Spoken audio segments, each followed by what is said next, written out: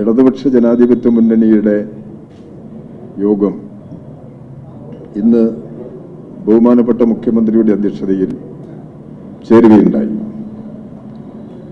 യോഗം പ്രധാനമായും ആലോചിച്ചത് മുന്നണി സംവിധാനത്തെ ശക്തിപ്പെടുത്തുന്നതിനുള്ള സംഘടനാപരമായ പ്രവർത്തനങ്ങളെക്കുറിച്ചാണ്. സംസ്ഥാനത്തുടനീളം ഇടതുപക്ഷ ജനാധിപത്യ മുന്നണിയെ ജനങ്ങളുടെ ജീവിത പ്രശ്നങ്ങളിൽ കൂടുതൽ ശക്തമാക്കി ജനകീയ പ്രശ്നങ്ങൾ കൈകാര്യം ചെയ്യാവുന്ന നിലയിൽ കൂടുതൽ ശക്തിപ്പെടുത്തുന്നതിനുള്ള പരിപാടികളാണ് തയ്യാറാക്കിയിട്ടുള്ളത്. കേരളത്തിൽ വയനാട് പാർലമെന്റ് മണ്ഡലത്തിലേക്കും പാലക്കാട് ചേലക്കര അസംബ്ലി മണ്ഡലങ്ങളിലേക്കും ഉപതെരഞ്ഞെടുപ്പുകൾ നടക്കാൻ പോവുകയാണ്. ഉപതെരഞ്ഞെടുപ്പിന്റെ പ്രാഥമികമായ ആലോചനയും ഇന്നത്തെ ഇടതുപക്ഷ ജനാധിപത്യ മുന്നണി യോഗത്തിൽ നടത്തിയിട്ടുണ്ട്. ഇന്ന് കേരളം ശ്രദ്ധിക്കപ്പെടുന്ന ഏറ്റവും പ്രധാനപ്പെട്ട ഒരു പ്രശ്നം വയനാടിന്റെ പുനരധിവാസമാണ്. വയനാടിന്റെ പുനരധിവാസം എന്നതുകൊണ്ട് അർത്ഥമാക്കുന്നത് ഈ കഴിഞ്ഞ ഉരുൾപൊട്ടലിലും കനത്ത മഴയത്തും നിരവധി ആളുകൾ മരണപ്പെടുകയും നിരവധി കുടുംബങ്ങൾക്ക് അവരുടെ ജീവിതോപാധിയെല്ലാം നഷ്ടപ്പെടുകയും ചെയ്തു. ഇവരെയെല്ലാം ചേർത്ത് നിർത്തി സംരക്ഷിക്കുന്നതിലും വീടും സ്ഥലവും തൊഴിലുപകരണങ്ങളും എല്ലാം നഷ്ടപ്പെട്ടവരെ പുനരധിവസിപ്പിക്കുന്നതിനുള്ള സംസ്ഥാന ഗവൺമെന്റിന്റെ ശ്രദ്ധേയമായ പ്രവർത്തനത്തിൽ ഇടതുപക്ഷ ജനാധിപത്യ മുന്നണി സംതൃപ്തി രേഖപ്പെടുത്തിയിട്ടുണ്ട്. വളരെ വേഗത്തിൽ തന്നെ പുനരധിവാസം ഉറപ്പാക്കുന്നതിനുള്ള പ്രവർത്തനങ്ങളുമായി ഗവൺമെന്റ് മുന്നോട്ട് പോവുകയാണ്. താൽക്കാലികമായി എല്ലാ കുടുംബങ്ങൾക്കും സംരക്ഷണം നൽകാനും എല്ലാ ജീവിതോപാധികളും നഷ്ടപ്പെട്ടവരെ അവർക്ക് ആവശ്യമായ സാമ്പത്തിക സഹായം നൽകി നിലനിർത്തുന്നതിനും സംസ്ഥാന ഗവൺമെന്റ് മാതൃകാപരമായ നടപടികൾ സ്വീകരിച്ചിട്ടുണ്ട്. മന്ത്രിമാരുടെ ഒരു സംഘം തന്നെ അവിടെ കേന്ദ്രീകരിച്ച് ഈ പ്രവർത്തനങ്ങൾക്കെല്ലാം നേതൃത്വം നൽകി കേരളത്തിലെ എല്ലാ വിഭാഗം ജനങ്ങളുടെ, എല്ലാ രാഷ്ട്രീയ പാർട്ടികൾ, മതസംഘടനകൾ, തൊഴിലാളി സംഘടനകൾ, കർഷക സംഘടനകൾ, യുവജന സംഘടനകൾ എല്ലാവരുടെയും പിന്തുണയോടുകൂടി, എല്ലാവരുടെയും സഹകരണത്തോടുകൂടി അവിടെ ദുരന്തം അനുഭവിക്കുന്നവർക്ക് സംരക്ഷണം നൽകുക എന്ന നിലപാടാണ് ഗവൺമെന്റ് ഈ കാര്യത്തിൽ സ്വീകരിച്ചിട്ടുള്ളത്. ഈ പ്രവർത്തനങ്ങളിൽ ഇടതുപക്ഷ ജനാധിപത്യ മുന്നണി സംതൃപ്തി പ്രകടിപ്പിച്ചിട്ടുണ്ട്. കേന്ദ്ര ഗവൺമെന്റിന്റെ നിലപാടുകൾ ജനങ്ങളുടെ ജീവിതത്തെ കൂടുതൽ സങ്കീർണമാക്കുകയാണ്. കാർഷിക മേഖലയിൽ ഉൽപ്പന്നങ്ങളുടെ വിലയിടിവ്, മറ്റ് വിവിധ വിപണിയുടെ ശോഷണം, ഇങ്ങനെയുള്ള നാനാതരം പ്രശ്നങ്ങൾ നേരിടുന്നുണ്ട്. അത്തരം പ്രശ്നങ്ങൾക്ക് പരിഹാരമുണ്ടാകണം. ഇന്ത്യയിൽ കൃഷിക്കാരുടെ യോജിച്ച സമരങ്ങൾ നടന്നു വരികയാണ്. വലിയ തോതിൽ BJPയുടെ നേതൃത്വത്തിലുള്ള കൂട്ടുകെട്ടിനെതിരായി ജനങ്ങളെ അടിനിരത്തുന്നതിന് വേണ്ടിയുള്ള ശ്രമമാണ് രാജ്യത്താകമാനം നടന്നുകൊണ്ടിരിക്കുന്നത്. തൊഴിലാളി സംഘടനകളും യോജിച്ച പോരാട്ടത്തിലാണ്. ഇപ്പൊ കരാർവൽക്കരണത്തിനെതിരായി ഇന്ത്യയിലെ തൊഴിലാളി സംഘടനകൾ ഈ സെപ്റ്റംബർ മാസത്തിൽ വലിയ തോതിലുള്ള ക്യാമ്പയിൻ ആരംഭിച്ചു കഴിഞ്ഞിട്ടുണ്ട്. ഇവിടെയെല്ലാം തൊഴിലാളികളുടെയും കൃഷിക്കാരുടെയും സംരക്ഷണത്തെ മുൻനിർത്തി ശക്തമായ മുന്നേറ്റമാണ് രാജ്യത്തുണ്ടായിക്കൊണ്ടിരിക്കുന്നത്. ഇന്ത്യ സഖ്യത്തിന്റെ വിജയങ്ങളിലും ഇത് പ്രതിഫലിക്കുന്നുണ്ട്. ഈ ഒരു അന്തരീക്ഷമാണ് കേരളത്തിലുള്ളത്. കേരളത്തിൽ കേന്ദ്ര ഗവൺമെന്റ് സാമ്പത്തിക ഉപരോധം നടപ്പിലാക്കി കഴിഞ്ഞിട്ടുണ്ട്. ഈ സന്ദർഭത്തിലും ഈ ഓണക്കാലത്ത് ജനങ്ങളെ സഹായിക്കാൻ സംസ്ഥാന ഗവൺമെന്റ് ഫലപ്രദമായ നടപടികൾ സ്വീകരിച്ചിട്ടുണ്ട്. സിവിൽ സപ്ലൈകോന്റെ സ്റ്റോറുകളിലൊന്നും, മാവേലി സ്റ്റോർ അതുപോലുള്ള വിതരണ കേന്ദ്രങ്ങളിലൊന്നും സാധനങ്ങളൊന്നുമില്ല എന്ന വലിയ പ്രചരണം കേരളത്തിലുണ്ടായിരുന്നു. ആ നിലയെല്ലാം മാറിക്കഴിഞ്ഞിട്ടുണ്ട്. എത്ര സാധനം വേണമെന്നുണ്ടെങ്കിലും സപ്ലൈകോ സ്റ്റോറുകളിലും കൺസ്യൂമർ ഫെഡിന്റെ സ്റ്റോറുകളിലും ഇന്ന് ലഭ്യമാണ്. 13 ഇനം സാധനങ്ങൾ സബ്സിഡി റേറ്റിൽ കൊടുത്തുകൊണ്ടിരിക്കുന്നു. കേരളത്തിലെ ഗവൺമെന്റ് പ്രഖ്യാപിച്ചതുപോലെ ബഹുമാനപ്പെട്ട മുഖ്യമന്ത്രി നിയമസഭയിൽ റൂൾ 300 പ്രകാരം നടത്തിയ പ്രസ്താവനയിൽ ഏതെല്ലാം ജനവിഭാഗങ്ങൾക്ക് മുൻഗണന നൽകി പ്രശ്നങ്ങൾ പരിഹരിക്കാൻ ശ്രമിക്കുന്നു എന്നുള്ളത് വ്യക്തമാക്കിയിട്ടുണ്ട്. ഓണക്കാലത്ത് ബോണസിന്റെ തർക്കങ്ങൾ ഒഴിവാക്കാൻ, അതുപോലെ മറ്റാനുകൂല്യങ്ങൾ നൽകാൻ ഈ സാമ്പത്തിക പരിമിതിക്ക് അകത്തു നിന്നുകൊണ്ട് സംസ്ഥാന ഗവൺമെന്റ് ഫലപ്രദമായി ഇടപെട്ടു വരികയാണ്. ഈ ഗവൺമെന്റിന്റെ ഈ നിലയിലുള്ള ജനങ്ങളുടെ സംരക്ഷണം നൽകുന്ന എല്ലാ പ്രവർത്തനങ്ങളെയും ശക്തിപ്പെടുത്താൻ ജനങ്ങളെ അണിനിരത്തി മുന്നോട്ട് പോകണം എന്നുള്ളതാണ് ഇടതുപക്ഷ ജനാധിപത്യ മുന്നണി പ്രധാനമായിട്ടും ആലോചിക്കുന്ന ഒരു വിഷയം.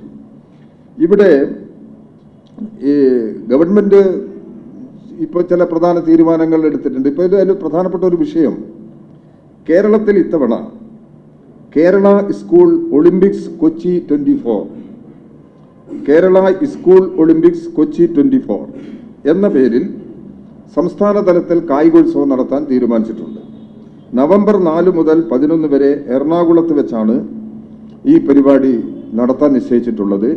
ഈ പരിപാടി വിജയകരമായി നടത്തുന്നതിനും എല്ലാ ജനവിഭാഗങ്ങളുടെയും പിന്തുണയാർജിച്ച് നടത്തുന്നതിനും ഉള്ള നിലപാടും ഇടതുപക്ഷ ജനാധിപത്യ മുന്നണി സ്വീകരിക്കുക. ഇതാണ് ഇന്നത്തെ വിഷയങ്ങളുള്ളത്. മറ്റ് വിശദാംശങ്ങളെല്ലാം പിന്നീട് ഇടതുപക്ഷ ജനാധിപത്യ മുന്നണി ചേർന്ന് ചർച്ച ചെയ്യണം എന്നാണ് വെച്ചിരിക്കുന്നത്. ഞാൻ കൺവീനറായതിനു ശേഷം ആദ്യത്തെ യോഗമാണ് ഇന്ന് നടന്നിട്ടുള്ളത്. എല്ലാവരുടെയും പിന്തുണ ഉറപ്പു നൽകിയിട്ടുണ്ട്. സ്വാഭാവികമാണത്. ആ നിലയിൽ എല്ലാ പാർട്ടികളെയും സഹകരിപ്പിച്ച് ഇടതുപക്ഷ ജനാധിപത്യ മുന്നണി ജനങ്ങൾക്കിടയിൽ സജീവമാക്കുന്നതിനുള്ള നിലപാടാണ് പൊതുവെ ചർച്ച ചെയ്ത് തീരുമാനിച്ചിട്ടുള്ളത്. അതിനുള്ള എല്ലാ സഹായങ്ങളും മുന്നണിയിൽ എല്ലാ പാർട്ടികളും വാഗ്ദാനം നൽകി കഴിഞ്ഞിട്ടുണ്ട്. എല്ലാവരുടെയും വിശ്വാസമാർജിച്ച് പ്രവർത്തിക്കാനാണ് ശ്രമിക്കുന്നത്. നിങ്ങളുടെയും എല്ലാ നിലയിലുമുള്ള പിന്തുണയുണ്ടാകണം എന്നുള്ളത് ഞാൻ അഭ്യർത്ഥിക്കുകയാണ്.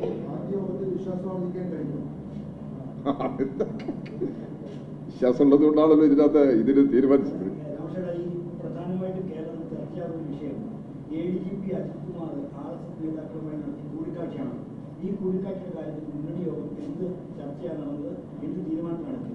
അല്ല, ഇതിന്റെ ഈ കാര്യത്തിലുള്ള മുന്നണിയുടെ നിലപാട് ഞാൻ നേരത്തെ വ്യക്തമാക്കിയിട്ടുണ്ട്.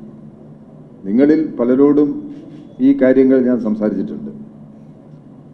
ADGP അജിത് കുമാർ അദ്ദേഹം RSSകാരുമായി ചർച്ച നടത്തിയിട്ടുണ്ടെങ്കിൽ അത് എന്താണ് അയാൾ കൂടിയാലോ നടത്തി, എന്താണ് ചർച്ച എന്നുള്ളതാണ് പ്രധാന പരിശോധിക്കേണ്ട വിഷയം.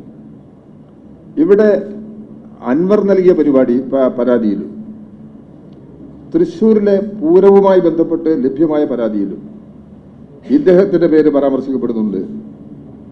ആ പരാതികളെല്ലാം സമഗ്രമായ പരിശോധനയ്ക്ക് വിധേയമാക്കി തീരുമാനിക്കേണ്ടതാണ്. അങ്ങനെയുള്ള നടപടിക്രമങ്ങൾ ആഭ്യന്തര വകുപ്പിൽ പ്രത്യേകിച്ചും ആരംഭിച്ചു കഴിഞ്ഞിട്ടുണ്ട്. അതുകൊണ്ട് അതിൻ്റെ എല്ലാം അടിസ്ഥാനത്തിൽ ഇത്തരം അന്വേഷണ റിപ്പോർട്ട് വരുന്ന മുറയ്ക്ക് തെറ്റ് ചെയ്തിട്ടുണ്ടെങ്കിൽ ഒരു കാരണവശാലും അവരെ സംരക്ഷിക്കില്ല, കടുത്ത നടപടിക്ക് വിധേയമാക്കും എന്ന് തന്നെയാണ് ഗവൺമെന്റ് നിലപാട്. ആ നിലപാടിന് ഇടതുപക്ഷ ജനാധിപത്യ മുന്നണി സർവ്വവിധ പിന്തുണയും നൽകുന്നുണ്ട്.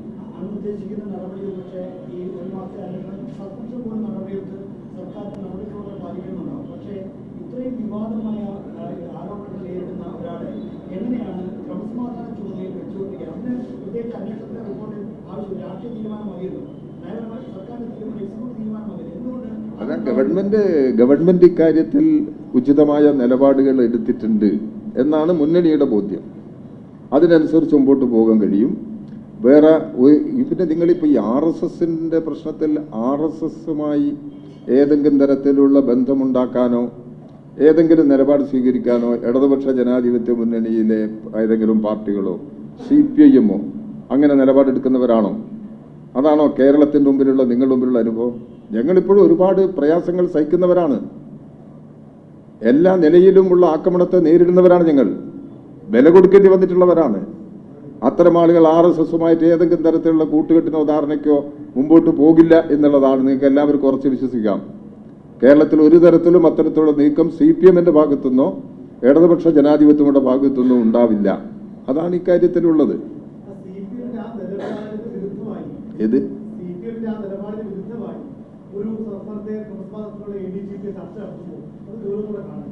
അതെന്താന്ന് നമ്മൾ പരിശോധിച്ചിട്ട് തീരുമാനിക്കാമെന്ന്. നമ്മളിപ്പോൾ ഒരു ആരോപണം വന്നാൽ ഈ ആരോപണത്തിന്റെ അടിസ്ഥാനത്തിലല്ലല്ലോ ആളുകളെ ശിക്ഷിക്കാം. ആ ആരോപണം ശരിയാണോ തെറ്റാണോ എന്ന് പരിശോധിക്കും. ആരോപണം ശരിയാണെങ്കിൽ കടുത്ത ശിക്ഷ കൊടുക്കണം. ആ നിലപാടിൽ നിന്ന് പാർട്ടിയോ ഗവൺമെന്റോ ഇടതുപക്ഷ ജനാധിപത്യ മുന്നണിയോ മാറുന്നില്ല. ഈ സമീപനം തന്നെ എടുക്കും. കുറച്ച് വെയിറ്റ് ചെയ്യും, അതിലൊരാശങ്കയും വേണ്ട. ഇത് ഗവൺമെന്റ് ആലോചിക്കേണ്ട പ്രശ്നമാണ്. മാത്രമല്ല ഇതിൽ പല പ്രശ്നങ്ങളും കോടതിയുടെ മുമ്പിലും ഉള്ള വിഷയങ്ങളാണ്. അപ്പം അതുകൊണ്ട് അതെല്ലാം പരിഗണിച്ചുകൊണ്ടുള്ള ഒരു സമീപനം മാത്രമേ എടുക്കാൻ പറ്റുള്ളൂ. ഗവൺമെന്റ് ഈ കാര്യത്തിൽ ഉചിതമായ നിലപാട് എടുത്തു പോകുന്നുണ്ട്. അതിൽ മുന്നണിക്ക് ഒരു അതിർത്തിയുമില്ല.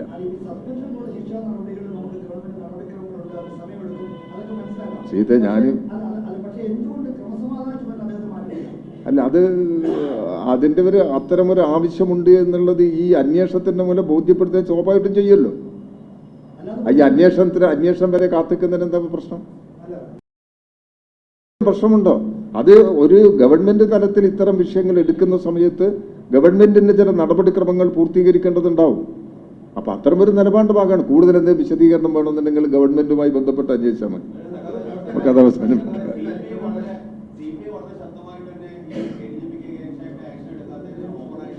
ആര്? ഞാനല്ലേ? ഞാൻ മുന്നേ ADGPയെ മാറ്റി നിർത്തണമെന്ന് ഞാൻ പറഞ്ഞിട്ടില്ല.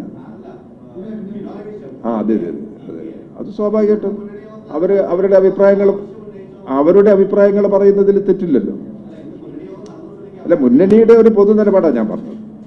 വേറെ ആരെങ്കിലും ഒരാൾ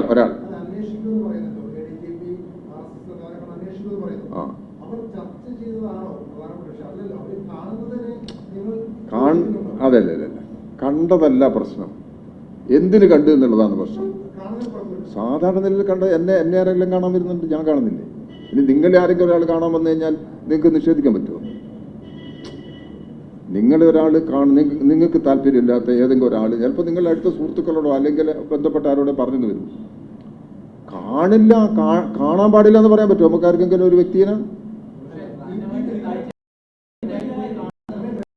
ഇതിൽ എനിക്ക് കൂടുതൽ വിശദീകരണമൊന്നുമില്ല. നിങ്ങൾ സോറി, നിങ്ങൾ ഒരാൾ പറ.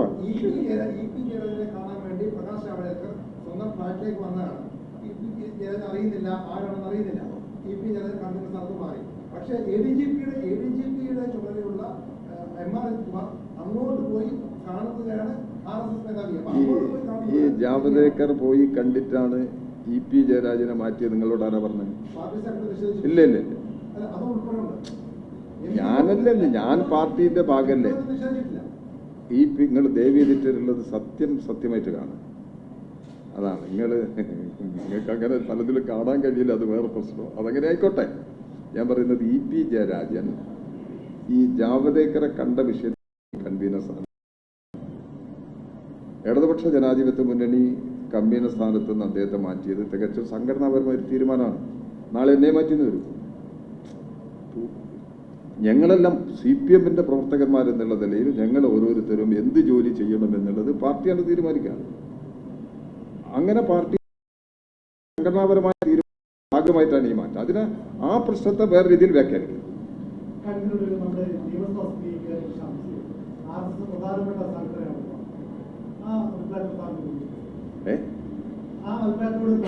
അല്ല, അത് യോജിപ്പുണ്ടല്ലോ എന്നല്ല, അതിൽ അങ്ങനെ എല്ലാ ഇഫക്റ്റുകൾ എന്നെ കൊണ്ട് പറയിപ്പിക്കരുത്. ഷംസീർ കണ്ടത്, ഷംസീർ സ്പീക്കറാണല്ലോ. സ്പീക്കർ എന്നതൊരു സ്വതന്ത്ര പദവിയാണ്, അതിൽ സംശയമുണ്ടോ? ഇത് ഭരണഘടനാ പദവിയാണത്.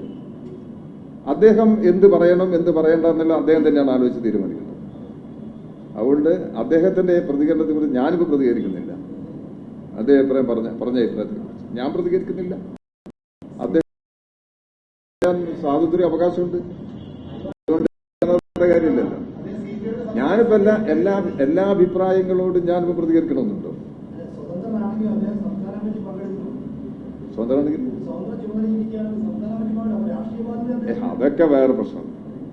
ഇങ്ങനെയൊക്കെ ചോദിച്ചാൽ എന്തായാലും മറുപടി പറയുക. അങ്ങനെയല്ലേന്ന്. ഗവർണർ സ്വതന്ത്ര പദവിയല്ലേ? ഇന്ത്യൻ യൂണിയൻ പ്രസിഡന്റ് സ്വതന്ത്ര പദവിയില്ലേ? അവർ ചിലപ്പോൾ അവരുടെ ചില രാഷ്ട്രീയ സംവിധാനത്തിൽ പങ്കെടുക്കുന്നുണ്ടെങ്കിൽ ഇപ്പൊ പങ്കെടുക്കുന്നില്ലേ? എല്ലാ ഗവർണർമാരുടെയും വീട്ടിലിപ്പം രാവിലെ എന്താ നടക്കുന്നത് നിങ്ങളൊന്ന് അന്വേഷിച്ച് നോക്കി. ഇതൊക്കെ ഈ നാട്ടിൽ നടക്കുന്നുണ്ട്. എന്നാൽ ഇവർക്കൊന്നും പരസ്യമായ രാഷ്ട്രീയ പ്രവർത്തനം അനുവദനീയമല്ല ഈ സ്വതന്ത്ര പദവിയിൽ നിൽക്കുന്നത്. അത്രയും പറയുന്നു. ഞാൻ എന്നെ കൊണ്ട് പറയിപ്പിക്കരുത് ദയവ് ചെയ്തിട്ട്. RSSനോട് ശക്തമായ അഭിപ്രായ വ്യത്യാസമുള്ള ഒരാൾ നല്ല ഒരു പാർട്ടിയുടെ പ്രതിനിധിയാണ് ഞാൻ. RSSനോട് ശക്തമായ അഭിപ്രായ വ്യത്യാസം. അപ്പം RSS ഇന്ന് ഇന്ത്യയിലെ ഭരണത്തെ നിയന്ത്രിക്കുന്നത് RSS അല്ലേ? അതെങ്കിലും അറിഞ്ഞൂടെ? RSSന്റെ നേതൃത്വത്തിലുള്ള സംഘപരിവാർ ശക്തികളാണല്ലോ എല്ലാം നയരൂപ. അതിനെ ശക്തമായിട്ട് എതിർക്കുന്ന രാഷ്ട്രീയ പ്രസ്ഥാനത ഇന്ത്യയിൽ CPM ആണ്. ഇടതുപക്ഷ ജനാധിപത്യ മുന്നണിയാണ് കേരളത്തിൽ ഈ നിലപാടിനെ എല്ലാം എതിർക്കുന്നത്. അതാണ് യാഥാർത്ഥ്യം. ആ യാഥാർത്ഥ്യത്തെയും കണ്ട് ആ യാഥാർത്ഥ്യത്തെ പ്രോത്സാഹിപ്പിക്കാനാണ് നിങ്ങൾ എല്ലാവരും ശ്രമിക്കുന്നത്. ചെറിയൊരു പ്രശ്നത്തിലോ ഒരു ചെറിയ സ്ലിപ്പിലോ അതാണ് ഈ കേരളത്തിന്റെ എല്ലാ വിഷയവും എന്നുള്ള നിലയിലേക്ക് ദയവ് ചെയ്ത് നിങ്ങൾ വഴിതിരിച്ച് കൊണ്ടുപോകരുത്. എത്രയോ ജനങ്ങളുടെ ജീവിത പ്രശ്നങ്ങൾ നമ്മുടെ നാടിന്റെ മുമ്പിലുണ്ട്. അത്തരം പ്രശ്നങ്ങൾ നിങ്ങൾ ഉയർത്തുകയും അത്തരം പ്രശ്നങ്ങളിൽ എന്താ നിലപാട് എന്നുള്ളത് നിങ്ങൾ എന്താ ചോദിക്കാത്തത്? എത്ര ആളുകൾ ദുരിതം അനുഭവിക്കുന്നവരുണ്ട്? എത്ര ആളുകൾ ജോലി കിട്ടാത്തവരുണ്ട്? എത്ര കൃഷിക്കാർ ഉൽപ്പന്നങ്ങളുടെ വില കിട്ടാതെ നരക? നിങ്ങൾ ഏതെങ്കിലും ഒരു മീറ്റിങ്ങിലോ അതിനോട് നിങ്ങളുടെ നിലപാടെന്താ നിങ്ങൾ എന്നോട് ചോദിച്ചോ? നിങ്ങൾക്കൊരു ADGP, നിങ്ങൾക്കൊരു ഇതിലായിരിക്കണം മുഖ്യമായ ആലോചന. നിങ്ങളുടെയും എന്റെയും മുഖ്യമായ ആലോചന ഇത്തരം ജനങ്ങളുടെ ജീവിത പ്രശ്നങ്ങളിലായിരിക്കണം എന്നുള്ളതാണ് ഞാൻ പറയുന്നത്. അതൊരു സൗഹൃദ സംഭാഷണമായിട്ട് കണക്കാക്കാം. പിന്നെയും പോകാം. മാധ്യമപ്രവർത്തകരുടെ, മന്ത്രിമാരുടെ, മുഖ്യമന്ത്രിയുടെ ഫോൺ ചോർത്തുന്നു എന്നതാണ്. മാത്രമല്ല അദ്ദേഹം തന്നെ ചില ഫോൺ ചോർത്തുന്നത് ഗവർണർ ഈ കാലത്ത് മുഖ്യമന്ത്രിയുടെ റിപ്പോർട്ട് ആവശ്യപ്പെടുന്നത് ഫോൺ ചോർത്തൽ ഒരു നിഗൂഢിച്ച പ്രവർത്തനമല്ലേ? അതിനോട് എന്താ മുന്നണിയുടെ സമീപനം? ഫോൺ ചോർത്തതിനോട് ഒരു തരത്തിൽ നമുക്ക് സപ്പോർട്ട് ചെയ്യാൻ പറ്റില്ല. ഫോൺ ചോർത്താൻ പാടില്ല എന്നാണ്. ആര് ചെയ്താലും തെറ്റാണത്. അൻവർ എഴുതി കൊടുത്ത ആരോപണത്തിൽ പറഞ്ഞ കുറെ പ്രശ്നങ്ങളുണ്ട്. അതെല്ലാം അന്വേഷിക്കാൻ പോകുന്നുണ്ട്. ഇനി അൻവർ ഇങ്ങനെ പറഞ്ഞതിനെ കുറിച്ച് എന്തെങ്കിലും ആരോപണം നിങ്ങൾക്കാർക്കുണ്ടോ? നിങ്ങൾ എഴുതി കൊടുത്താൽ അതും അന്വേഷിക്കും. ഫോൺ ചോർത്തൽ നടപടിയോ അതുപോലെ എന്തെങ്കിലും പ്രശ്നങ്ങളെ കുറിച്ച് നിങ്ങൾ ആർക്കെങ്കിലും പരാതി ഉണ്ടെങ്കിൽ ആ പരാതി ഉന്നയിച്ചു കഴിഞ്ഞാൽ അതിനെക്കുറിച്ചും അന്വേഷിക്കും. അൻവർ ഉന്നയിച്ച എല്ലാ പ്രശ്നങ്ങളെ കുറിച്ചും അന്വേഷിക്കാൻ പോകുന്നു. അപ്പൊ കുറച്ച് വെയിറ്റ് ചെയ്യും. നമുക്കത് എന്തായാലും നമ്മൾ വീണ്ടും നമ്മളെല്ലാവരും അല്ലേ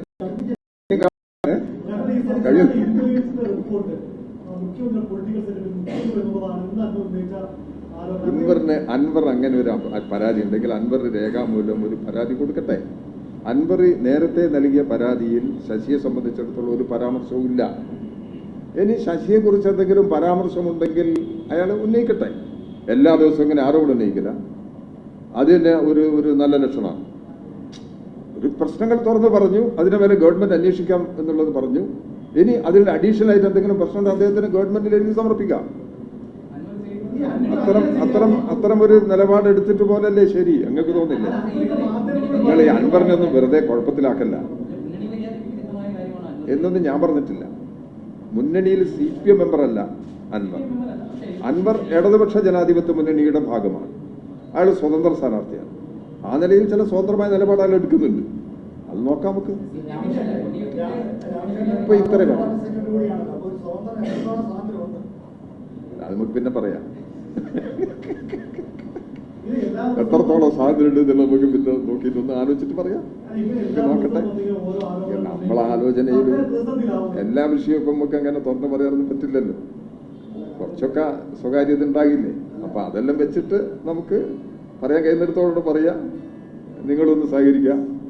കൂടുതൽ അപകടം പിടിച്ച കാര്യങ്ങളൊന്നും നിങ്ങൾ ചോദിക്കാതിരിക്കുക.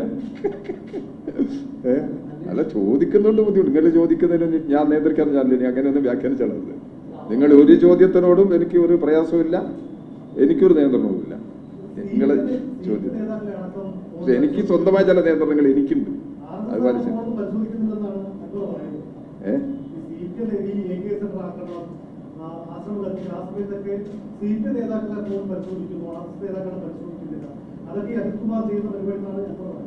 അൻവർ പറഞ്ഞല്ലേ, അൻവർ പറഞ്ഞിടത്തിലാണോ ഇപ്പൊ കേരളം നിൽക്കുന്നത്?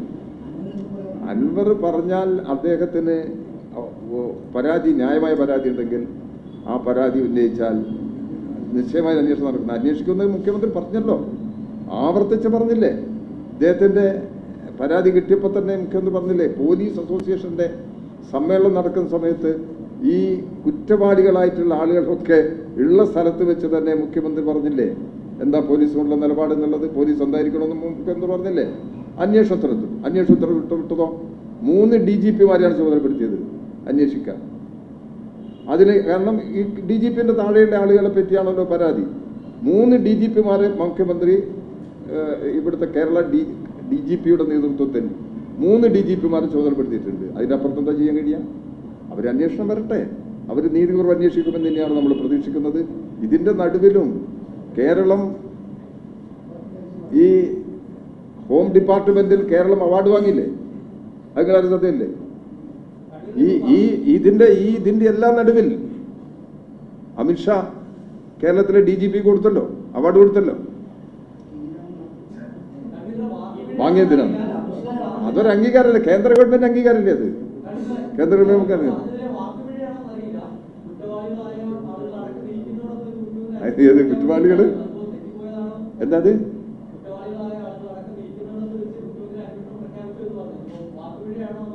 അത് വാക്കുപിഴയായിട്ട് കണക്കാക്കിയാൽ മതി. അത് വാക്കുപിഴയായിട്ട് കണക്കാക്കി. വാക്കുപിഴ എന്ന് പറഞ്ഞു നിങ്ങളത് എഴുതിക്കളിയില്ലേ?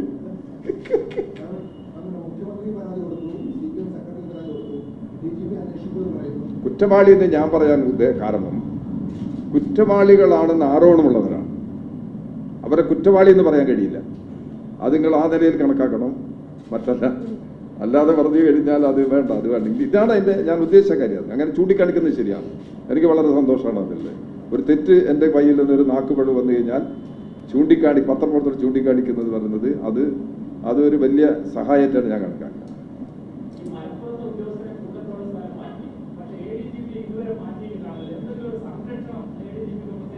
ഞാനീ പറഞ്ഞിട്ട് നിങ്ങൾക്ക് ബോധ്യമാകുന്നില്ലേ? ഞാൻ ഗവൺമെന്റിന്റെ സമീപനം പറഞ്ഞു, ഇടതുപക്ഷ ജനാധിപത്യങ്ങളുടെ നിലപാട് പറഞ്ഞു, CPMന്റെ നിലപാടും ആവർത്തിച്ച് വ്യക്തമാക്കി കഴിഞ്ഞിട്ടുണ്ട്. വീണ്ടും ADGP സഹായിക്കാനാണ് നിങ്ങൾ കണക്കാക്കുന്നത്? പിന്നെ ഞാൻ എന്ത് പറഞ്ഞാലാ നിങ്ങളെ ബോധ്യപ്പെടുത്താൻ കഴിയാ? നിങ്ങളെ മനസ്സിലാ ധാരണ ഉണ്ടാകാം, ആ ധാരണ അവിടെ നിൽക്കട്ടെ. ഇപ്പൊ തൽക്കാലം നമ്മൾ ഈ നിലപാട് ഇതാണെന്ന് നിങ്ങൾ മനസ്സിലാക്കും. ബാക്കി കാര്യം പിന്നെ നമുക്ക് അറിയാം.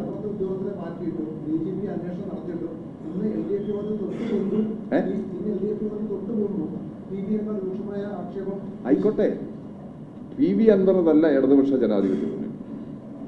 ഇടതുപക്ഷ ജനാധിപത്യ മുന്നണിയിലെ ഒരു അംഗമാണ് PV അൻവർ.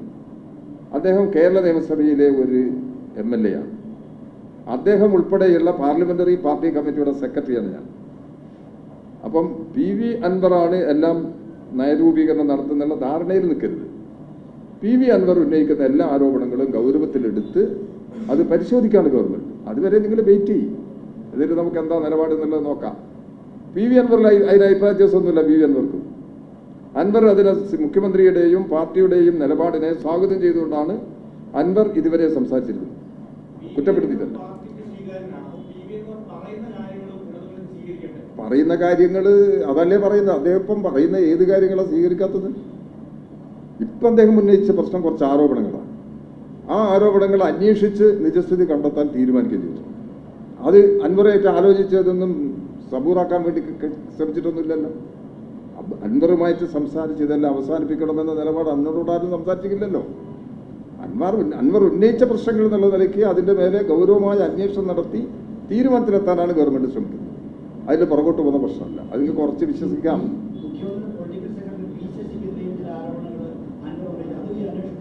അല്ല, P ശശിക്കുള്ള ആരോപണം അദ്ദേഹം എഴുതി കൊടുത്തില്ല എന്ന് അദ്ദേഹം തന്നെ പറഞ്ഞില്ലേ? അദ്ദേഹം എഴുതി കൊടുത്ത ആരോപണത്തിൽ P ശശിക്കെതിരായിട്ടൊന്നും പറഞ്ഞിട്ടില്ല. ഇനിയും അദ്ദേഹം P ശശിക്കെതിരായിട്ട് എന്തെങ്കിലും പ്രശ്നം ഉണ്ടെങ്കിൽ അദ്ദേഹം എഴുതി കൊടുത്തോട്ടെ, ഉണ്ടെങ്കിൽ അതും അന്വേഷിക്കും.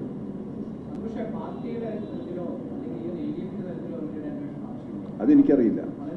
എനിക്കറിയില്ല. പാർട്ടിയുടെ മുമ്പിൽ പി ശശിക്കെതിരായിട്ടുള്ള ഒരാരോപണവുമില്ല. CPIM സംസ്ഥാന കമ്മിറ്റിയുടെ മുമ്പാകെ ഒരാരോപണവും പി ശശിക്കെതിരായിട്ട് ഇതുവരെ റിട്ടേൺ ആയിട്ട് വന്നിട്ടില്ല. നിങ്ങൾ പറഞ്ഞ കാര്യങ്ങളും നിങ്ങൾ പറഞ്ഞാൽ മീഡിയാസ് ചർച്ച ചെയ്ത കാര്യങ്ങളും പിന്നെ ഇങ്ങനെയൊക്കെ അൻവർ പറയുന്നു എന്നൊക്കെ നിങ്ങൾ ഇവിടെ പറയുന്നുണ്ടല്ലോ, അത്തരം വിഷയങ്ങളല്ലാതെ ഒരു പ്രശ്നങ്ങളും ഞങ്ങളുടെ മുമ്പിൽ വന്നിട്ടില്ല. പാർട്ടി ഇല്ല, വാക്കാലുള്ള ഒരു അലിഗേഷനും ഞങ്ങളുടെ മുമ്പിൽ വന്നിട്ടില്ല. ഓക്കെ, നമുക്ക് പിന്നെ കാണാമല്ലോ ഇനി. ആയിക്കോട്ടെ. നിങ്ങളെല്ലാവരും സഹകരിച്ചാൽ മതി. ഇപ്പൊ കുഴപ്പമൊന്നുമില്ല, ഇങ്ങനെ അങ്ങ് പോയാൽ മതി നമുക്ക്, അല്ലേ? ഞങ്ങൾ കുറച്ചുകൂടി വിശദമായി കേരളത്തിന്റെ വിഷയങ്ങൾ ചർച്ച ചെയ്യാൻ പോകുന്നുണ്ട്. കേരളത്തിലെ ജനകീയ പ്രശ്നങ്ങൾ, അതിലെന്ത് നിലപാടെടുക്കണം, ഇത്തരം കാര്യങ്ങളിൽ ഒരു പ്രാഥമിക ആലോചന ഞങ്ങൾ ഇന്ന് നടത്തിയിട്ടുണ്ട്. തുടർന്ന് കുറച്ചുകൂടി ശക്തമായി മുമ്പോട്ട് പോകാനാണ് ഞങ്ങൾ ഉദ്ദേശിക്കുന്നത്. ഓ,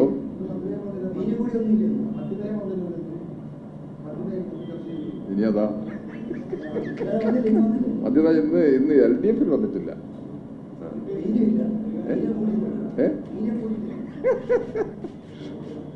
പിരിയല്ലേ അല്ലേ? എല്ലാവർക്കും നന്ദി. ഓക്കെ.